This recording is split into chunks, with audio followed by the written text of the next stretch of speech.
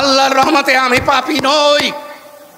আপনারা ইমান ইমান ইমান বলে, ইমান কি গো মৌলানা সাহেবরা? ধর্মের কোনো পোশাক নেই। ধর্ম মানে ধারণ করতে হয়, চেতনায়, মননে, হৃদয়ে, মস্তিষ্কে এবং কর্মের দ্বারা তা প্রতিষ্ঠিত করতে হয়। আপনারা উলামায়ে কেরাম এর বাংলা করলে কি দাঁড়ায় গো? মুশকিল হয় কি, আমি আপনারা যখন মোনাজাত করেন আমি কিন্তু আমিন বলতে পারি না।